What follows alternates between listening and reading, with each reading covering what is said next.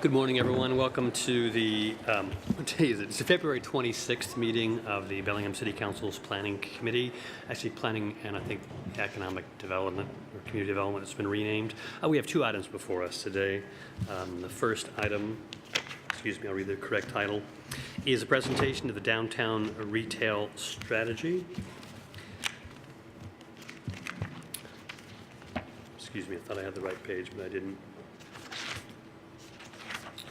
Maybe I'll just cheat and throw it straight to Darby. The Downtown Works is a group here today that will present the Downtown Retail Strategy, which is a study funded jointly by the City of Bellingham and the Downtown Bellingham Partnership, and containing specific recommendations for the formation of a focused retail district in the downtown. Ms. Coles is here to begin the introduction. Darby?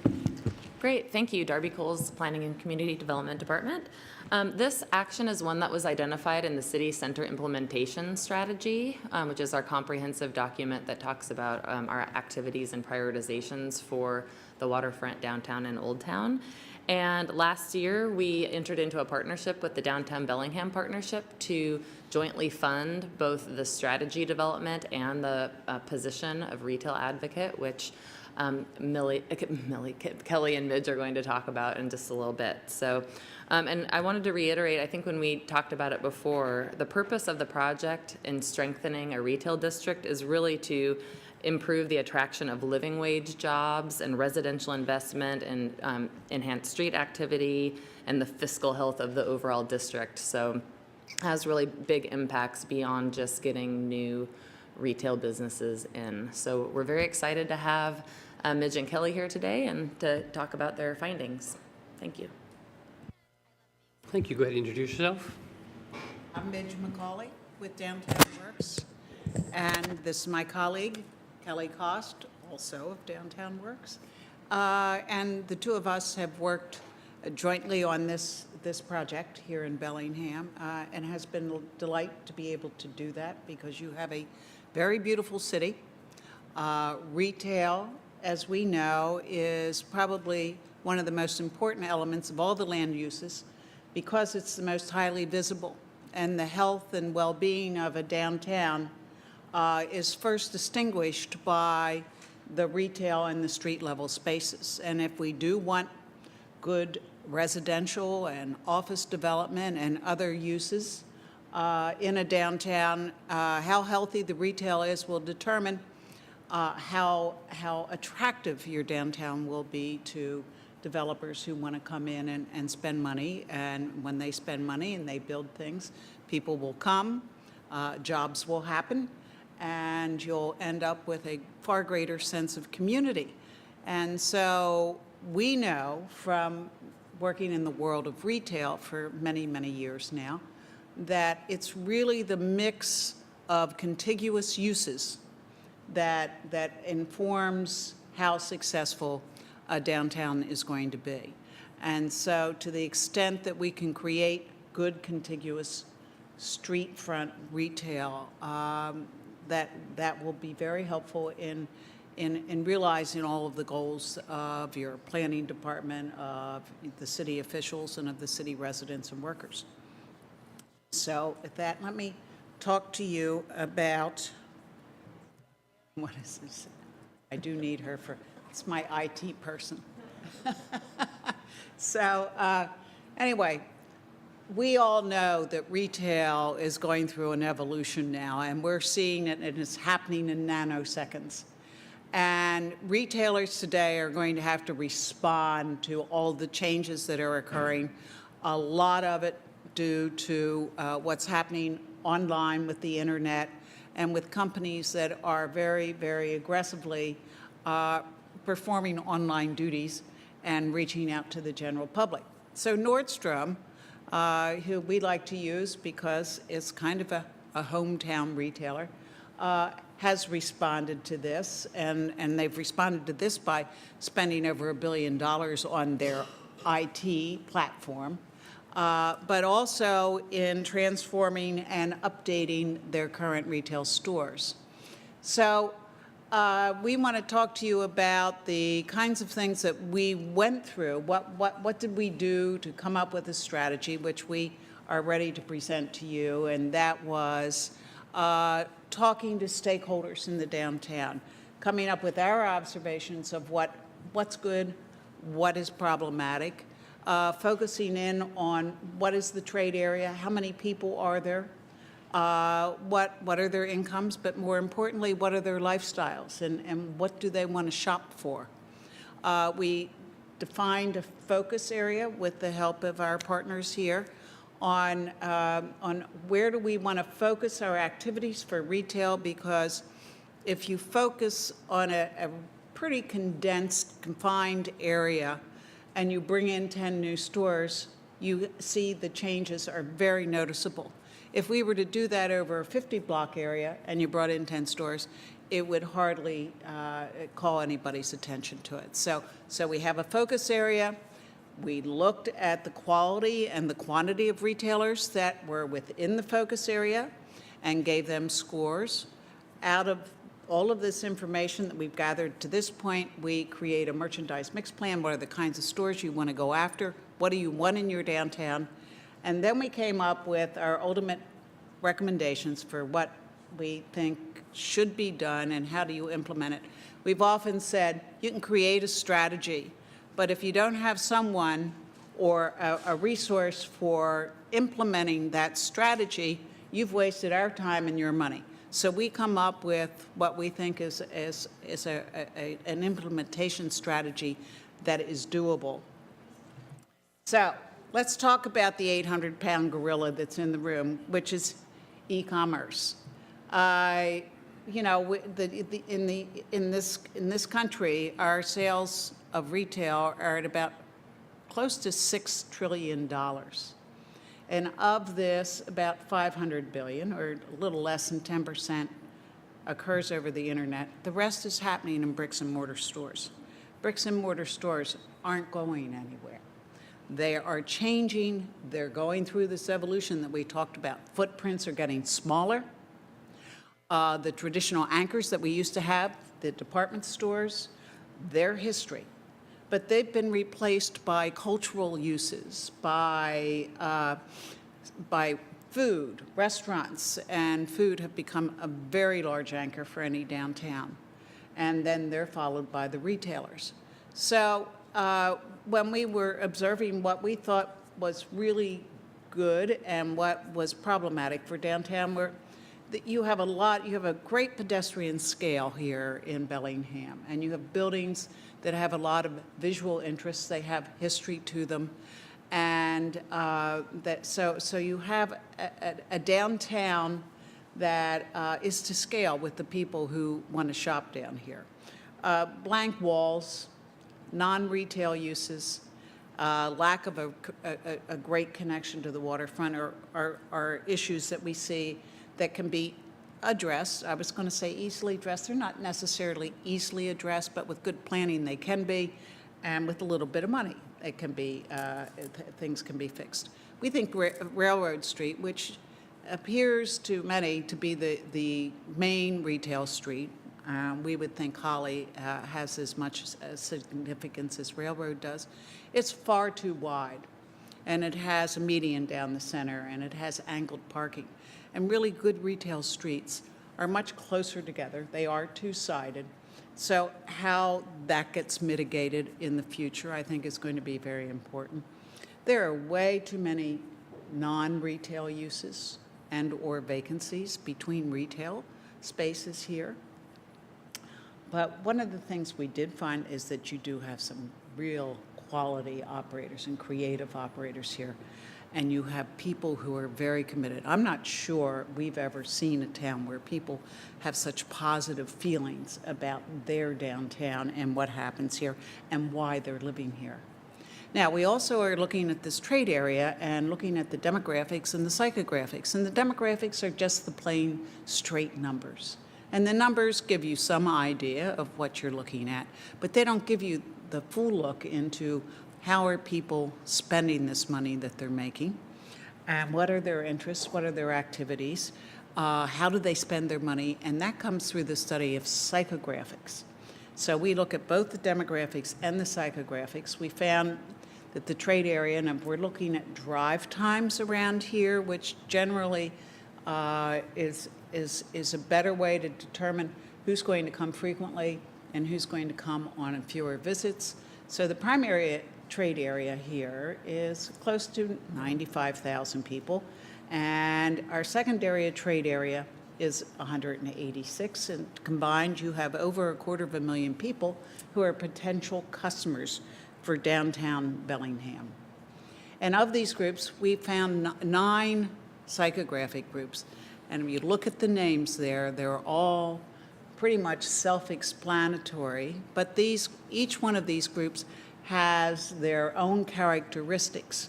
But what we look for in this group that represents almost 80% of the people in the primary area and a quarter of the people in the secondary area, they exhibit very much the same kinds of interests in their lifestyles, or emphasizing the outdoors, exercising, fitness. They're very environmentally friendly and conscious, and they want to buy products that have that same ethos, and they are probably not going to be shopping at the highest price point stores. So let's look for price points that are moderate to better price points, and we can not only look at labels that are wholesaled directly to the retailer, but we also would like to look at consignment shops, because there's some very fine ones that are out there. The younger people are very trend conscious, so they're going to be interested in labels. They're going to be interested in the way things look, and so we want to be conscious of that as we're out there looking for them. And they like to do things that are, the activities. Beer drinking is a great activity. They like to play pool. They want to learn a craft. They want to go to hear music. They want to go to concerts. They want to go see movies. They want to do a lot of activities. And so the experience is very, very important to them, of these groups that represent 80% of your population. These are the streets that became the focus blocks. So you'll see Railroad, Holly, Bay, Prospect, and Champion. Now, Commercial and Cornwall, we think are potential blocks that, if we were able to get some of the office uses off the street and could replace that with retail, they could become prominent retail blocks. And the same way with what happens to that J.C. Penney building is really important. So we go in and we also look at the retail that is existing and what does that look like. And what we found here is 85 street-level spaces that we looked at. 60 of them are stores and food and beverage and personal services, i.e. retail. So you've got 25 spaces that are interspersed amongst these that are not those uses. That can be a problem. We didn't get into the qualitative here. Taken as a whole, the mix and the presentation and the branding and the experience can set a place apart, and it's either going to make it better or it's going to be worse, depending on that. So when we look at the qualitative as opposed to the quantitative, what do each of these stores, how good are they? What are they doing right? What are they doing wrong? So we will score these stores in categories of whether they're well maintained, what their storefronts look like, what their signage is like, what their interior presence and how well organized the merchandise is, and we give every store a score. And yours came out to, we did find that 10% of your stores were what we consider good to great. Now, I have to say that's higher than some communities in which we've worked, and it's also lower than some, but we found another 40% that could and must improve, so that gives us a total of 50% there, and then the other 50% are what we would consider below standards, or not meeting really, that are far below standards. So we've got We've got some good and we've got some bad, and that can be worked with. Now, if you're having a boring or an average retail experience, you're going to struggle. And so we like to use these photographs to show that these are both floral stores, but how one presents itself to the street and how the other does are the difference of night and day. And so oftentimes it's just how you present yourself. Kelly has done a lot of work with actual retailers in helping them improve their standards as far as their look and feel is concerned. And one of the things she likes to tell people is you've got 3 seconds as somebody passes by your store to get them in. So which one of these stores is going to, in that 3 seconds, attract somebody into their space? So we also looked at the merchandise mix, and we looked at, okay, here's what we think would be an ideal mix, and here's what you have that exists. And in that existing retail space, you have an 8% vacancy.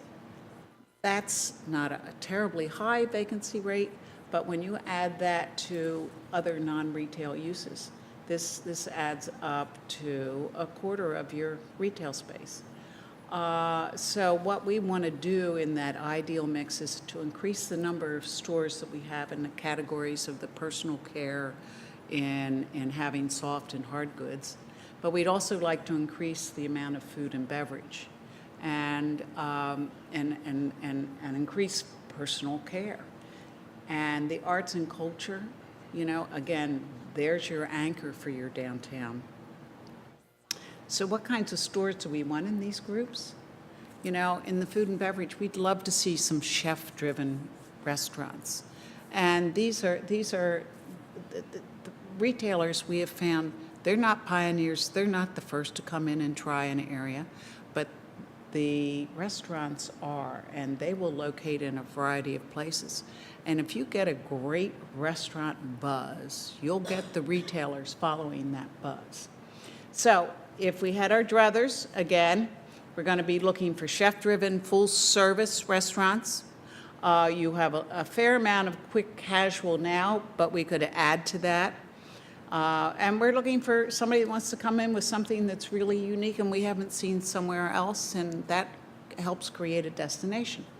Then we have lifestyle stores, you know, which can go from home furnishings to just pick up gifts. It could be apparel stores, like athleisure has been a very important category in retail over the years, and athleisure kind of took over the world of denim. Now what we're starting to see is athleisure, while it's still very important, might have reached its zenith, and something else may replace it that's going to come forward. But right now, it's still a really important category, and it goes with your lifestyles here that are very much into fitness and outdoors and casual lifestyle. Outdoor-oriented stores, very important, because that is, you know, outdoor activities, again, are part of that psychographic. Health, wellness, and beauty. Of course, beauty's been around for a long time, but the focus on health and wellness has become very, very large and has much larger presence in the world of retail today. And then there are other places that we love, like the doggy daycare and the pet stores and anything that accessorizes that. So there are a variety of uses. We cannot specifically say, well, we want this use in this space, because you don't control those spaces. The landlords control the spaces. But you know what categories you want to go after, and you go after them. Okay, so what we're going to be looking for is, we're looking for quality retail. And when we talk about quality, we're not talking about price point. We're talking about somebody who's a really good retailer.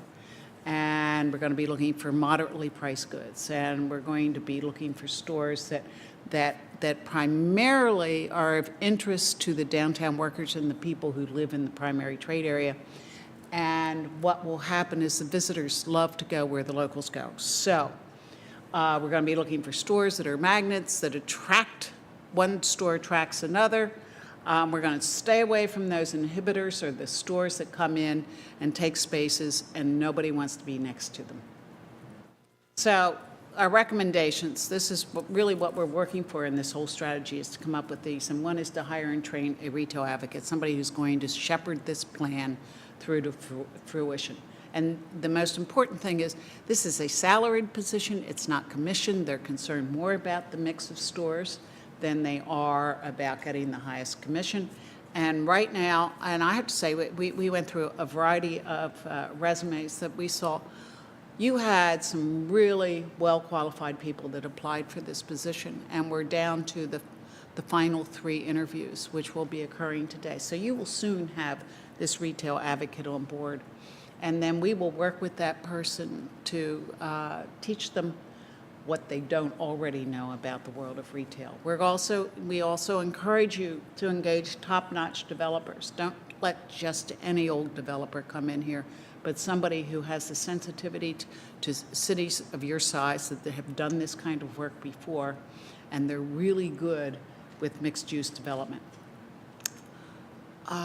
While people don't think you don't have control over retail over retail properties, whatever you can do to influence the reuse of the JCPenney site is really, really important to downtown, and how that retail engages to the street will be important. We've talked about Railroad Avenue. We are we had a number of those retailers that were in that could be helped category. Work with them. Look to improve wayfinding. And again, I mentioned that connection to the waterfront. And then in exploring additional incentives, we know you already have some incentive programs in place, and let's look at what else we could do should there be a need for them. Measuring the progress on this it's taken a long time for downtown to get the way it is today. And it will take a long time to get it up to where we want it to be. And so be patient. This is a long-term commitment, and it's one that once you start seeing the results, which will take some time, they, I would say, usually are exponential in the way they occur. And so at that, I thank you for giving us the time to talk to you about this, and we'd love to take any questions you might have. Thank you, Midge. Let's start with Mayor Kelly. Thank you. One of the red dots with the minus in it that I noticed, of course, was market rate housing downtown. Could you elaborate a little bit more on the importance of that? Oh, well, housing is very important to any downtown.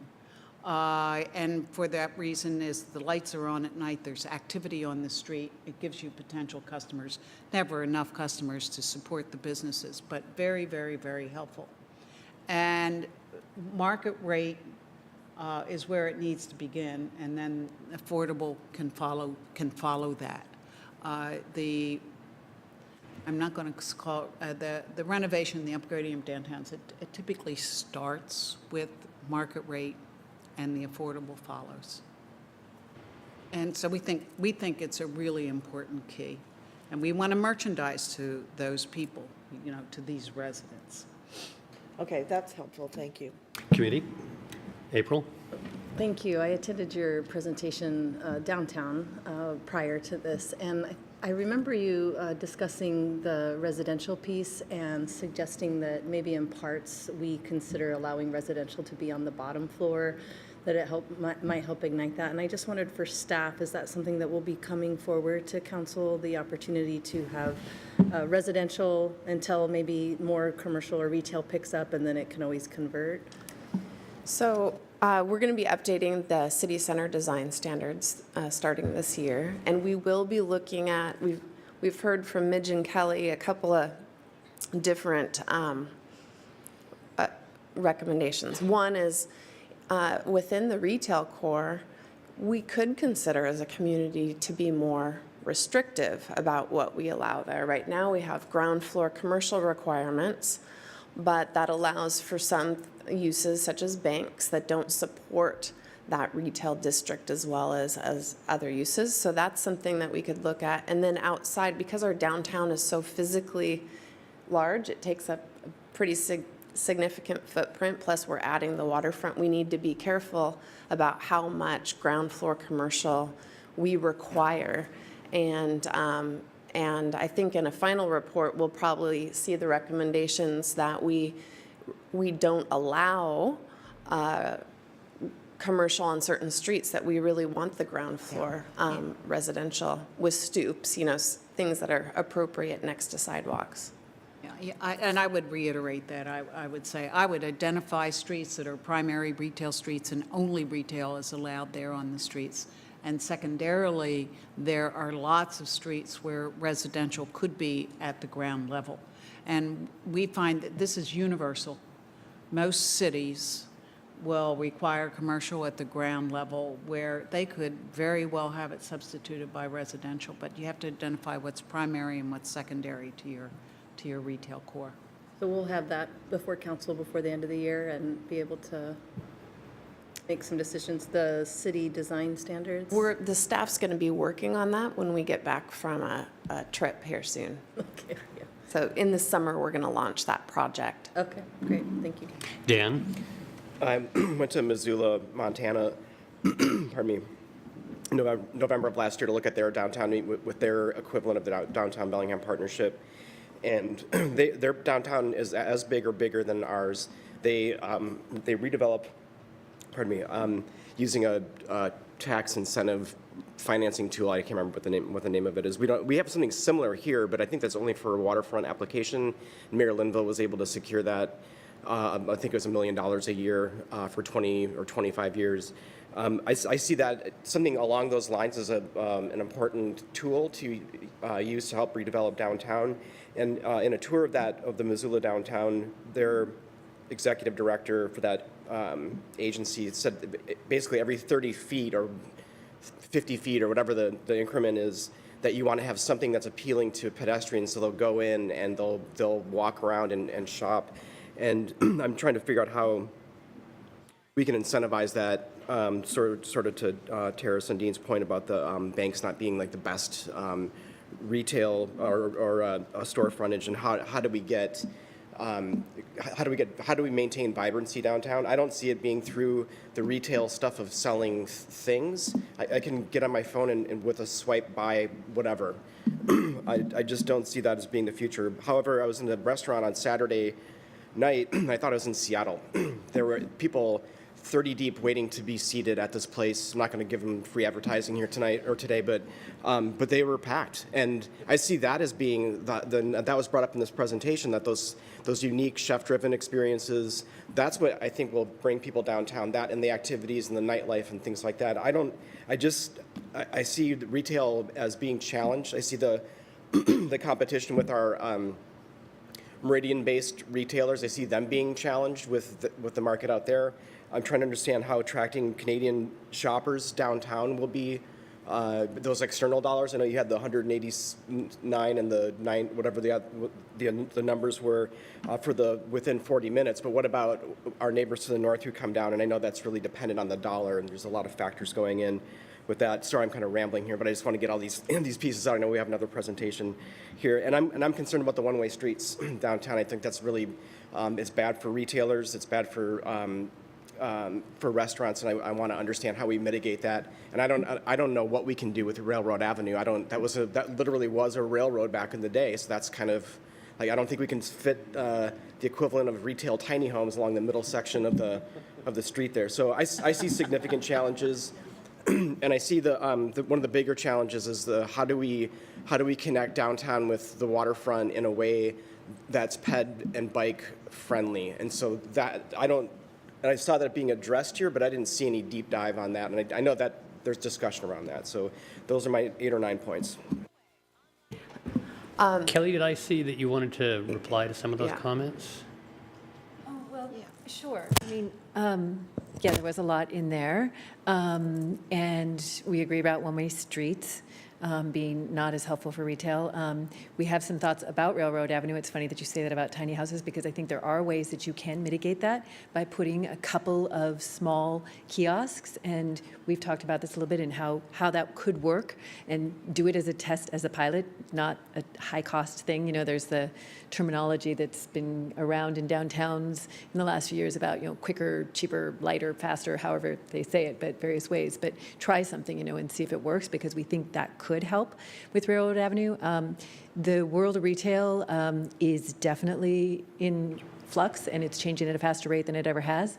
But what we are seeing everywhere we go, and with everyone we talk to, that it's not going away. People still want that experience. The food is critical. It's a very critical part of it. But it's the mix of those daytime and nighttime. Of course, restaurants can also be daytime, but it is the mix of things. People, while they are shifting some of their buying, and some are shifting all of their buying to online, but a lot of people are doing both. Some people aren't doing any online. So there's this mix, and that's what Midge kind of mentioned briefly about how things are changing for the operators these days in terms of the stores themselves.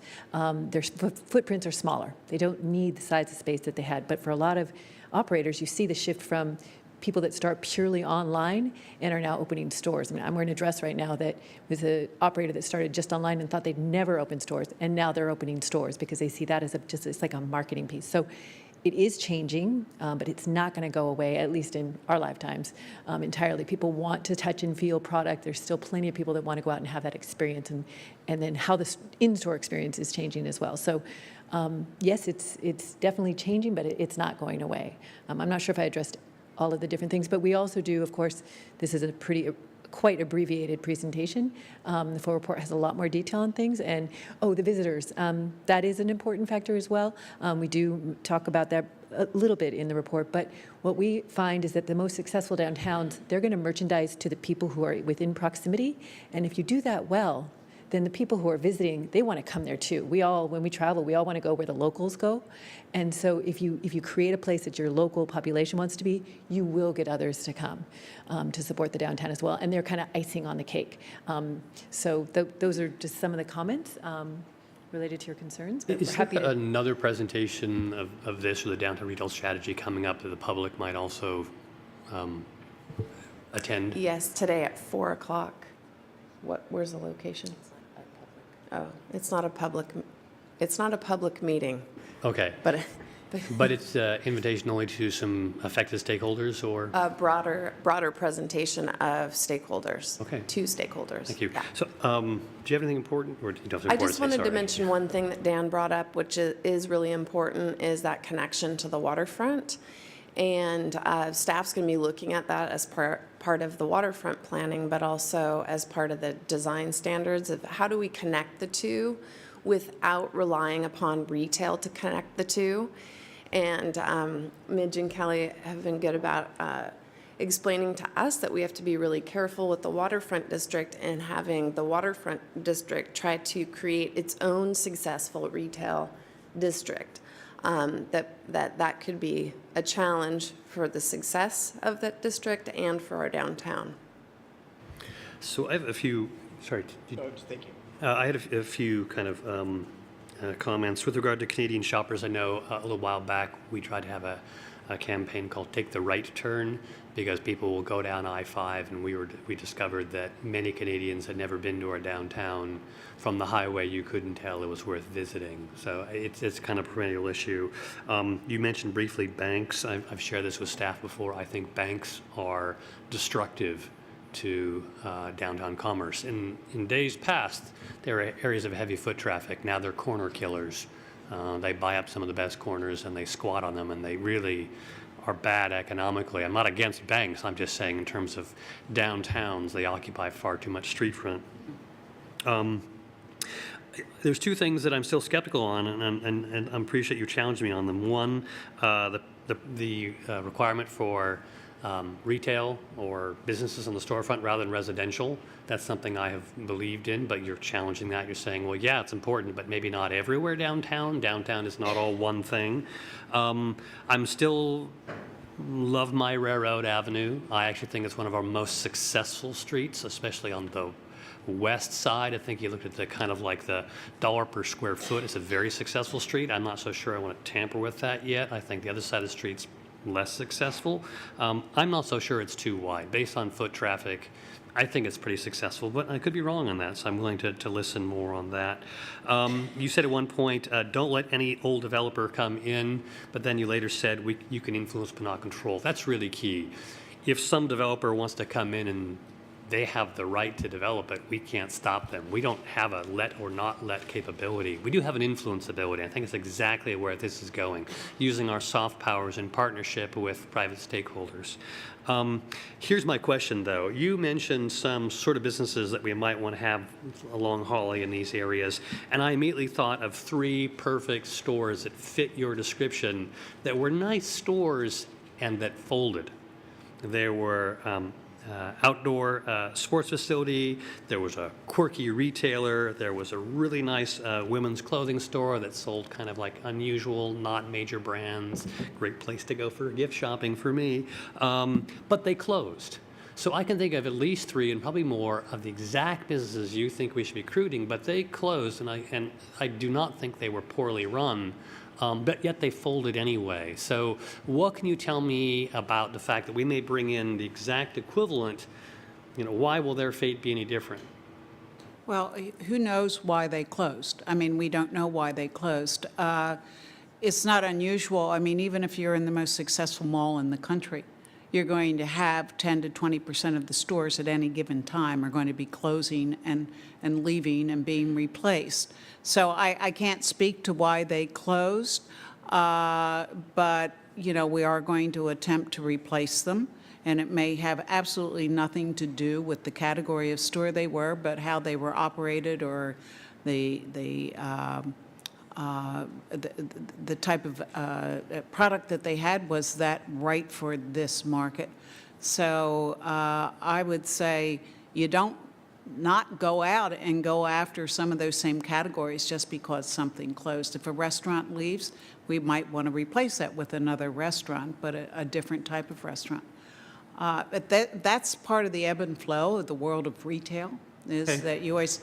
I love when sometimes statisticians get up and they talk about, well, we had 4,700 stores close this year, but what they don't tell you is how many opened in that same time frame, or how that compares to years before. So sometimes the numbers are less important than Can I Kelly? add to that, though, Yeah. that it could even be Ms. like a Kelly. location, without knowing, it could be the location, right? So if they didn't have co-tenancy, if they were kind of like, okay, here's one nice store, but then there's a bank, and then there's other things, or, so that could be a piece of it too. Did they have the co-tenancy to create kind of this contiguous retail? Were they in the right location? And then the other comment I was just going to make is that you've got on the top left, on the bottom, the left photo, that's your store here, Social Fabric.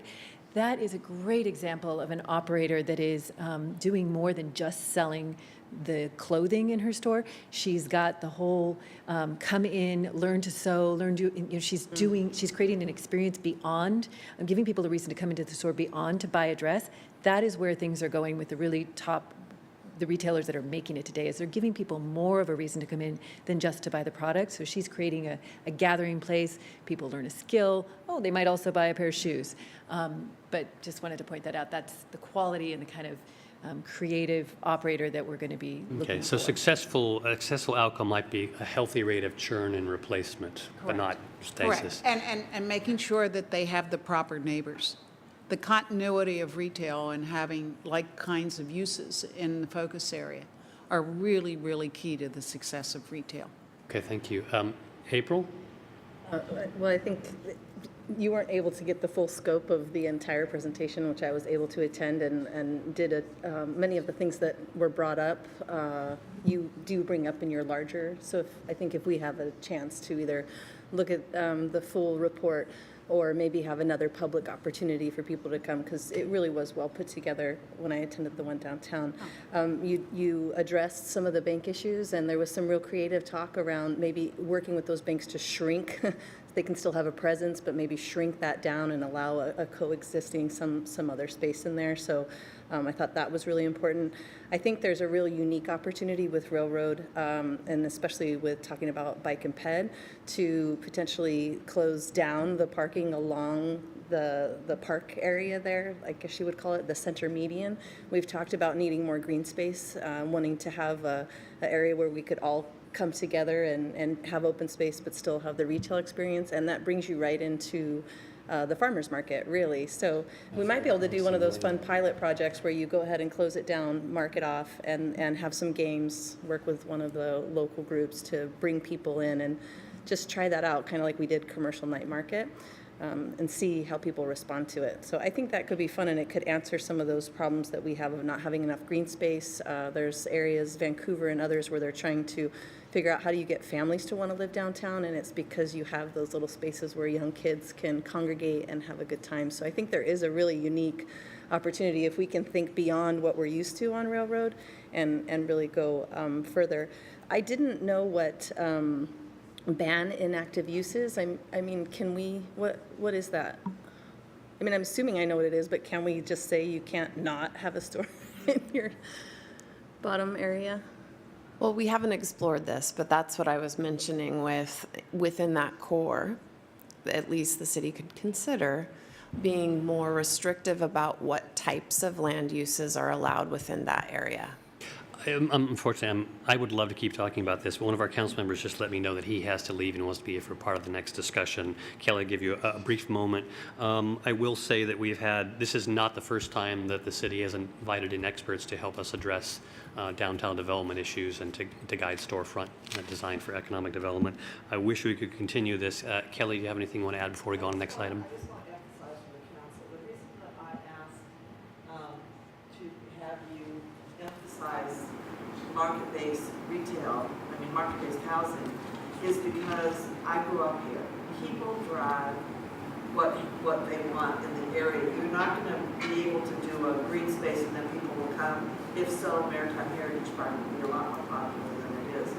I think that can all happen kind of together as we're developing, but I would really like the council to consider over here how we get more people downtown that want to walk to those stores and stuff, because when you talk about changing Railroad, you're talking about changing a significant amount of parking, which won't work unless people are living down there and working down there and shopping down there, and especially when you've been very focused on a core. So it used to be that core that you're talking about, that used to be the downtown Bellingham core. So I'm sorry to move this along. I do. No, I love conversations going to their natural stopping point. I'm going to have to end this one early. I will have a minor complaint. This report is very important, and I would have preferred it to have been in the packet. I'm sorry, we are going to move on to the next item because I want to make sure Councilor Hamill is here. It's a very important issue. Thank you so much, Image Kelly, for coming. I wish we could go on longer or come back next time. We'll do it again. The next item is a review of the update of our 2009 annexation phasing plan. Back then, the phasing plan was approved, but it's been some time since then. The plan sets out policies for the review of annexation proposals and establishes priority areas for annexation of property in the Bellingham urban growth areas. Staff has been working on and off on an update of this document for quite some time. We've had a couple of briefings on this going back a couple years and very recently. We'll be provided this afternoon with an overview of the municipal facilities and services needs and a forecast of the financial implications of annexation. Mr. Ocko, would you like to start, or Mr. Sepler? I'll go ahead. This should be fine, yeah. Good morning, Council. Greg Ockett, Planning and Community Development Department. Yes, this is the, I think, third in a series of these meetings that we've been having discussing our urban growth areas and the phasing plan. And we're not asking for any action today from Council. We'll come back to you next month with the full picture of all of the information that we've generated. But I was going to go ahead and go through the packet that I handed out to council members earlier. And Dan, I don't know when you have to leave. Do you want to? Okay. It's going to be tough. We may not be finished by then. Do you want to go ahead and ask your questions? Sure, absolutely, yeah. So this map is really the key to all of the information that follows. All of the areas are keyed to this map. So if you keep this in mind as we go along, that will be helpful. The map on the wall is the same map that you have in your packet. It identifies 15 urban growth areas. We divided them into these 15 areas for study purposes. The next page in your packet is a page that is a giant spreadsheet. It's labeled Unincorporated Urban Growth Area Statistics. And this is the information that we generated sort of at the beginning of this process. And it lists each of the 15 urban growth area study areas, the current population, the number of housing units that are in each area, the number of jobs, wages, and even sheriff's calls are listed as well. The second page is the one that's most interesting to us, the second page of this table. This is where we project future growth and we identify which areas have capacity for future growth, both for housing and for jobs. So you can see that we've broken it out by single family and multifamily, and then the population that would accommodate. This is all really good information, and this feeds into the financial analysis that I'll be talking about in a minute. The next page is two tables. Looks like what I'm holding up here. There's a table at the top of the page and the bottom. These two tables basically summarize a lot of the information that's in this giant spreadsheet. So it identifies the 15 urban growth areas, the existing population, and importantly, the future population. The amount of growth that we could expect in each of these areas, both for housing and for jobs. So the top of the page, the first table, you can see quite clearly that we only have a couple of urban growth areas that have any real capacity to accommodate residential growth. And that's in the Alderwood area, which is area 1 on the map, and also the U Street area, which is area 15. The other residential areas, oh, you want to put it up? Thank you, Marie. The other residential areas are primarily built out. So when we look at areas 11 through 14, those areas are mostly built out, and that's a direct result of the city's past practice of extending utilities prior to annexation. We allowed those neighborhoods, and it actually encouraged those neighborhoods to build, and they did. So in terms of accommodating future growth, those areas don't have a lot of capacity, except for, But we now as I have said, that graph displayed, and so you're talking about the population graph on the top. correct, yeah. So the dark green is the existing population, and the light green is the forecast of future growth. And as I said, Area 1, which is Alderwood, has some capacity. Area 15, U Street, has quite a bit of capacity. The other residential areas, areas 10 through 14, have almost no capacity to accommodate future growth. They are in our urban growth area. They've been in our urban growth area for over 20 years. But in terms of accommodating future growth, they're not going to help much.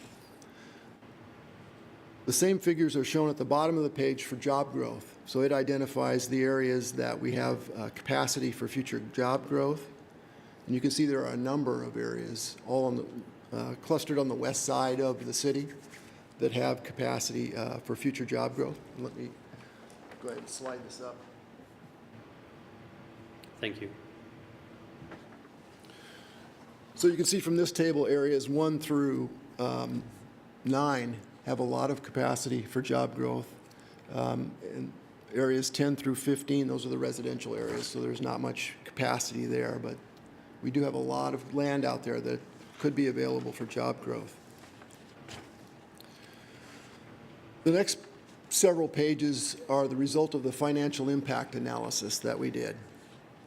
So the first sheet, and it starts in the west side, so let's go back to the map.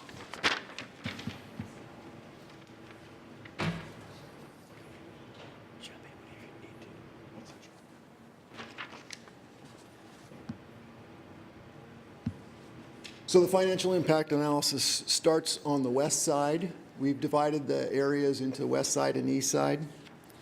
The first sheet is the summary of the assumptions that we used to come up with the financial impact analysis.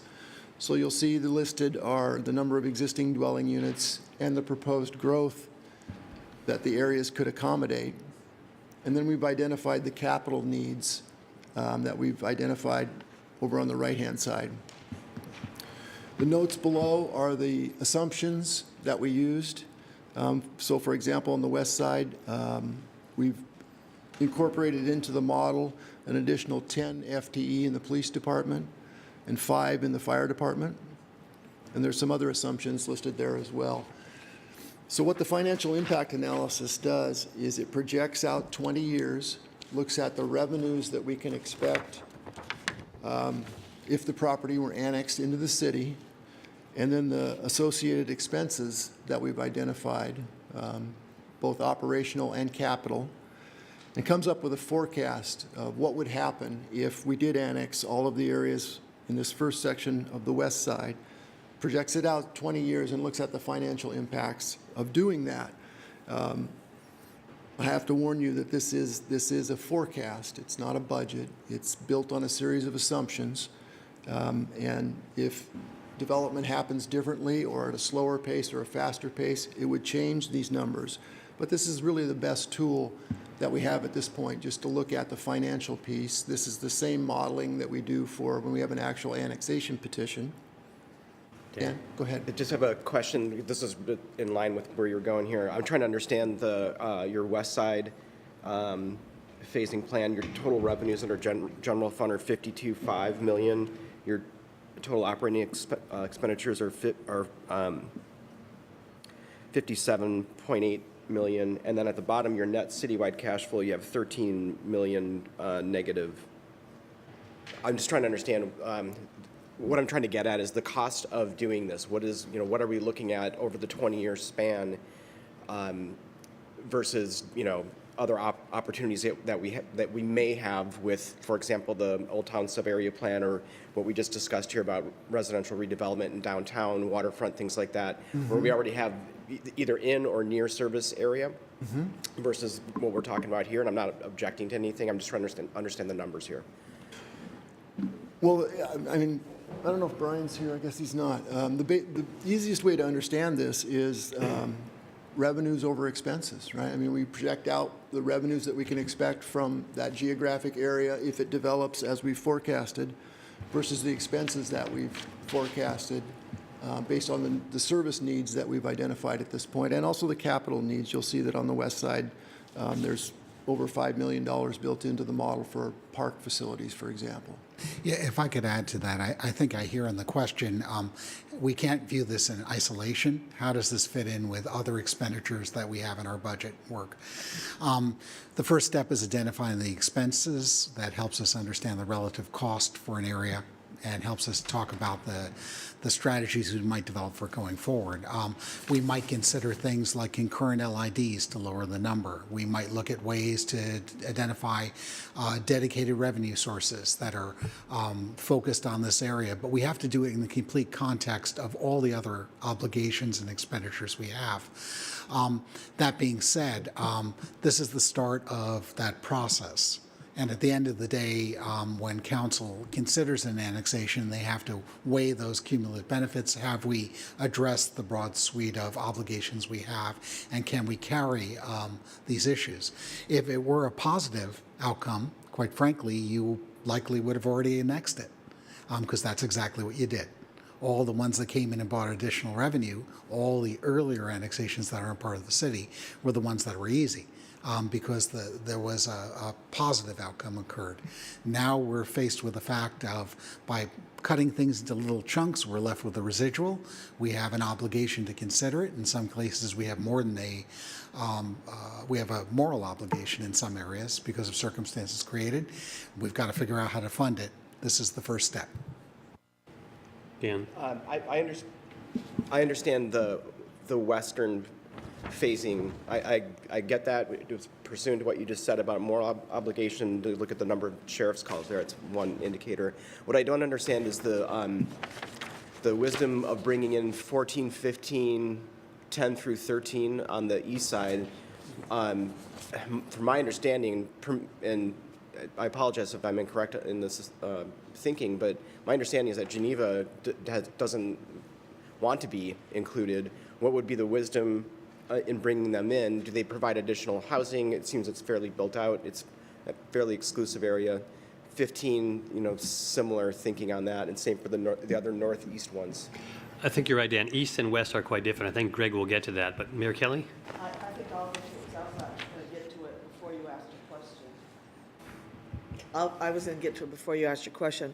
What I really appreciate about what they're doing is they're looking at what should be in and what should be out. There's no reason keeping a certain area in our urban growth boundary for annexation if it doesn't ever make any sense for them to be there.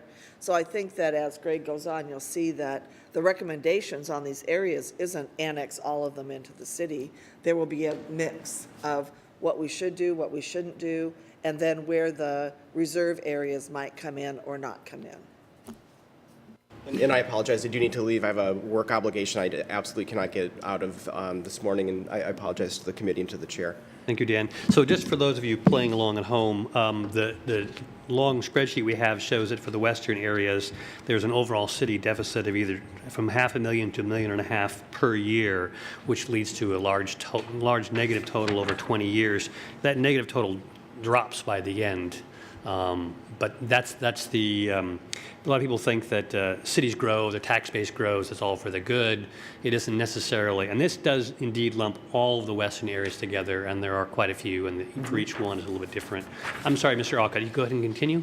No, that's a great clarification. And actually, the deficit on the west side of $13 million over 20 years is one of the best ones of these we've seen. One of the least negative? Yeah, the least negative. That's a great way to put it. Let's go to the most negative. The east side, these are all residential UGAs, so we're talking about areas 10 through 15 on the map. Again, these are neighborhoods that are almost completely developed, not a lot of room for growth. Typical of most residential areas, the revenues that are provided don't come close to covering the cost to provide the services. And that's true in these areas as well. So the financial impact analysis, and only figuring in $12 million for parks, no real capital identified on the west, or on the east side, sorry, except for U Street, which we can talk about in a minute. And even with only a little bit of capital and not a lot of other capital, but where the expenses are on the east side is for police and fire, again, same situation. And if you look at the spreadsheet for the phasing plan east, the deficit starts out at about $4 million a year and grows over time, so that at the end of 20 years, it's a really, really big number, over $100 million. And again, that's lumping all those areas together. That's lumping all of the areas together, yes. And so when we come back to you next month with the strategy, the mayor's absolutely right. You'll get recommendations from staff on the areas to focus on. And the areas that we should do some further analysis and then perhaps recommend they come out of the UGA. We would want to, Geneva's a great example. There's been no interest in annexation from that neighborhood, but we would want to survey them or have an advisory vote or some way to gauge interest before we would make a recommendation to take them out of the UGA. And that's what the strategy, I think, will say with all of those eastern residential areas. I think that's all I had. We'll answer any questions you have at this point. April?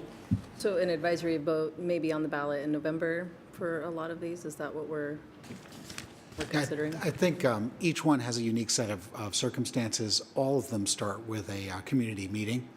And I think before you set which path it should be, whether a survey or advisory vote or other means, we'd want to go and present the benefits of being within the city, talk about some of the challenges that might occur, get feedback from folks, and then consider the best way to proceed. But our intent here is to map out a process that over a 2-year period, we sort of work our way through all these areas and get them resolved. So we have some materials which shows kind of a timeline that staff has proposed to address these areas. The way I read it, and we're putting it up now, is that you say you need to go out and start a public process to query whether or not property owners in each individual area would be interested. Some, there may be an official advisory vote, some starts with a community meeting, and you're going to take them in roughly this order? That's where we are, at least at this point, yes. When the phasing plan comes to you next month, we'll have updated this, but this is the initial timeline that we laid out, yeah. We are thinking that it might be useful to do the community meetings all around the same time, rather than wait till 2020. Yeah. And then we might not start that process till 2020. It's just, let's get the information out, because we're developing it. There's some economies of broadly distributing it to all of the areas. You know, I like that idea because it may turn out that the sequence will change based on the feedback, right? So, Sure. Yep. I think this is really important work. I'm glad that we're coming back and in about a month, you say, Next we'll month. revisit this topic. I think it's very important. It addresses some of our most pressing issues, which is where do we accommodate population in a way which hopefully eases the housing affordability issue, allows for responsible rather than irresponsible, that is expensive growth, and also addresses our desire to have a good job space, which means annexation of lands that are suitable for employment, industrial and commercial development. I mean, it's amazing how this one decision affects everything, and of course, just financial solvency. And financial solvency has been a citywide focus for a number of years, under Mayor Kelly, and this directly addresses, or doesn't directly, it kind of drives that most important issue also. Kelly, did I mention something that sparked your... Well, I was going to raise my hand anyway, but it actually directly looks at our solvency. And as Rick said, sometimes there's the right thing to do, like you look at some of the West Side communities and the sheriff's calls and things, I mean, where we were taking in commercial but not residential, and that's not a good idea in my mind. But the thing I like best about this, and we started, I think Chris Behe did his first map maybe 5 years ago, because we were dealing with annexations on this annexation because this development wanted to happen and this one because this development wanted to happen. I didn't realize at the time that there were different ways to get property into the city, that it wasn't all a petition, that there were other ways to do it.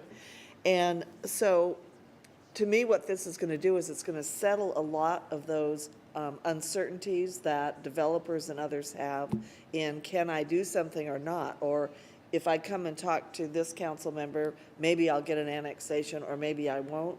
It'll be a much more consistent, predictable way to look at how the city's going to grow. So I'm very pleased with the work that the department's been doing, and I think it'll make it easier for the council to then look at what services are we going to be providing within where we're going to grow. And it might not be so scary about the water, giving water and stuff if you know this is going to be annexed into the city and you have a plan. So with that, like I said, I'm really pleased. They've done an excellent job. April? So when we had Strong Towns come up, Chuck from Strong Towns, one of the things that they mentioned in strategies of annexation was that we didn't, back in the day, we said, that's great, you're going to build the infrastructure, you're going to build the houses, and didn't really project out, like, what happens in 30 years when we need to replace the sidewalks. Is that calculated in this, that constant improvement of the infrastructure? Yeah, it is. Operation and maintenance is all included, at best estimates that we can make at this point, yeah. And so then it would be, I guess, as we move forward to Dan's question of looking at the expense and then looking at other areas where do we want to put our energy and our time and our incentives and money to kind of increase population, I guess, an opportunity for housing? And for some areas, it might mean the only way they can come in is with a concurrent LID for some localized improvements. Otherwise, the burden is too high for us to overcome. Okay. But that's part of this process to identify. We did, I believe, express strong interest in a strong town style economic analysis, which shows kind of the positive cash flow, not just for annexations, but for existing areas, which, as you say, directly addresses Mr. Hamill's question, that there are maybe richer, more appropriate targets for our efforts within city limits. And one of the things that Strong Town shows is, surprisingly, is that Areas like Meridian with its big box stores, which looks like an economic engine, sometimes doesn't measure up as highly to other more boring areas like downtowns, which tend to really actually shoot off the charts because of the density and diversity of economic activity that's possible within them. So are we going to get something a bit more like that? I know you took a stab at a version that Yeah, was we more- were about 90% right on the map we previously did, but we can look back and see what it would take to bring it along fully. So pursuant to Mr. Hamill's question, can we bring some of that forward in context with these annexation discussions? Does it make sense? We certainly can provide some overall information. I think the thing is it will inform an ultimate decision when you consider the parcels. Remember, we're doing the strategy now, and the strategy might be some principles that come out of that saying that we have to have some, if we're going to go and take on greater obligation, there has to be some reasons for it. And then there also have to be some ways of mitigating some of the obligation if it's too great. So it would inform you in helping to create those principles, because we can't prejudge we shouldn't prejudge the annexations now, and we shouldn't prejudge which will want to be in and whether people will go for concurrent support, for example, that would reduce our expenditures. Yeah, just to April? piggyback on what Michael said, I think the direction and what I understood from staff is that it could be difficult to give a picture of what Strong Towns did as far as taxation and then who's able to pay for what infrastructure. So they in some communities, for those people at home, were able to show that in some areas, the multifamily developments are actually not only paying for their own infrastructure, but subsidizing some of those single-family areas. And I think we have, it's really large, like 49% of our land is used for just single-family, whereas like 14% is for multifamily. And so I think that is an important conversation to be having, but I can see where maybe we have to have this full conversation first, and then that, I think that information, if we could figure it out with how we tax, I think would inform us on where do we want to focus. Now that we know all of this, what do we want to take in? Where do we want to focus? Urban villages and some of the other plans we've talked about, so. Kelly, final comments? Well, I think the urban village development, obviously relating to the last presentation we had, is very important. None of these are going to be done in isolation, so we're kind of raising all boats. And I also think it is important, and I think the staff is doing this, is determining the cost of doing certain annexations and the cost of developing the housing there. And I think what Rick was saying is there may be different ways to say, yes, you can build houses there, but you're going to have to bear the cost of it. So we're doing it over here or whatever. So we're allowing opportunities for a continuum of housing, all different kinds, but we're not necessarily saying we're going to be supporting every single house or apartment or duplex that's built in Bellingham to the same level. And I think that's the information you'll get in order to feel comfortable bringing something in or not, understanding that it's not all homogeneous plan of how we pay for it. Mr. Alcott, anything more? Okay, this item was from information only. I would just make a very similar request I made for the last item. I think there were some visuals, some graphs that would have been really good to have included in the packet. It's not only good for us, but anything in the packet is also made a part of the public record that's readily available to the people we serve, and they can see that as well and have a record of it. So I'd appreciate if you have some good graphs like this in the future, we could have them in the packet. If you have them ready in time, I'd appreciate that. Okay, that we will adjourn, and City Council will come back again at 1 o'clock for their next committee.